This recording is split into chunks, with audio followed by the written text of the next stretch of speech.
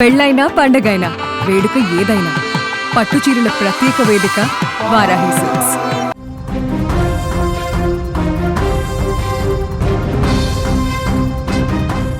ప్రేమగా పెంచుకున్న కూతురు పెళ్లిపీటలు ఎక్కుతుందని ఆ తల్లి ఎన్నో కలలు కందే.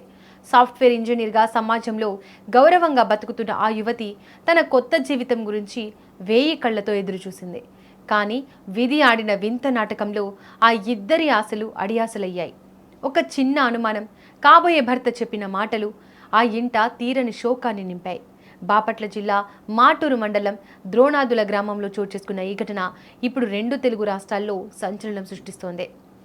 పెళ్లికొడుకు చేసిన మోసం, మానసిక వేదన భరించలేక కన్నతల్లి సుజాత, కూతురు దివ్య కలిసి తనువు చాలించడం అందరినీ కలిచివేస్తోంది. వివరాల్లోకి వెళ్తే ద్రోణాదుల గ్రామానికి చెందిన సిరికొండ శ్రీనివాసరావు, సుజాత దంపతులకు ఒక కుమారుడు, కుమార్తె దివ్య ఉన్నారు. కుమారుడు అమెరికాలో స్థిరపడగా కుమార్తె దివ్య హైదరాబాద్లో సాఫ్ట్వేర్ ఇంజనీర్గా పనిచేస్తోంది.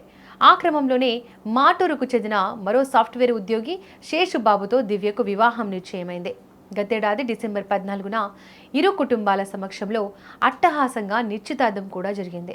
ఈ వేసవిలో పెళ్లి జరగాల్సి ఉండడంతో అంతా శుభకార్యానికి సిద్ధమవుతున్నారు.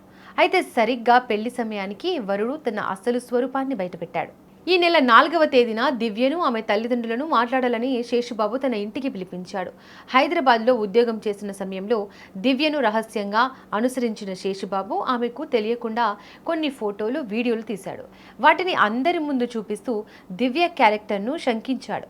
ఆ ఫోటోల సాకుతో తాను ఈ పెళ్లి చేసుకునని తెగేసి చెప్పాడు. నిశ్చితార్థం అయిపోయి ఊరంతా పెళ్లి కబురు తెలిసిన తర్వాత ఇలాంటి ఆరోపణలు చేయడంతో దివ్య కుంగిపోయింది. అటు కన్న తల్లి సుజాత కూడా తన బిడ్డకు జరిగిన అవమానాన్ని తట్టుకోలేకపోయింది. సమాజంలో తలెత్తుకోలేమన్న బాధ, నిశ్చితార్థం క్యాన్సిల్ అవ్వడంతో ఎదురయ్యే అవమానం ఆ ఇద్దరిని తీవ్ర నిర్ణయం దిశకు పురికొల్పాయి. మాటూరులో ఎలుకల మందు, గడ్డి మందు కొనుగోలు చేసిన తల్లి, కుమార్తెలు ఇంటికి చేరుకొని ఎవరికీ తెలియకుండా వాటిని సేవించారు. మరుసటి రోజు అపస్మారక స్థితిలో ఉన్న వారిని చూసి భర్త శ్రీనివాసరావు హుటాహుటిన ఆసుపత్రికి తరలించారు. గుంటూరులోని ప్రైవేటు ఆసుపత్రిలో వారం రోజుల పాటు మృత్యువుతో పోరాడిన దివ్య గురువారం తెల్లవారుజామున కన్నుమూసింది. కన్న కూతురి మరణ వార్త విన్న కొద్ది గంటల్లోనే తల్లి సుజాత కూడా ప్రాణాలు వదిలింది. ఒకే ఇంట్లో ఇద్దరు ప్రాణాలు కోల్పోవడంతో ద్రోణాదుల గ్రామం కన్నీరు మున్నీరవుతోంది.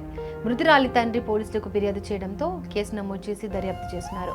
నిశ్చితార్థం జరిగిన తర్వాత జరిగిన పరిణామాలు, ఫోటోలు, వీడియోల అంశం, పెళ్లి రద్దు వెనుక ఉన్న కారణాలపై పోలీసులు విచారణ చేపట్టినట్లు తెలుస్తోంది. అవసరమైతే సంబంధిత వ్యక్తులను విచారించి నిజానిజాలు వెలికి తీసే ప్రయత్నం చేస్తున్నారు. మొత్తంగా పెళ్లి జరగాల్సిన ఇంట్లో ఇలా విషాదం నెలకొనడం అందరినీ కలిచివేస్తోంది.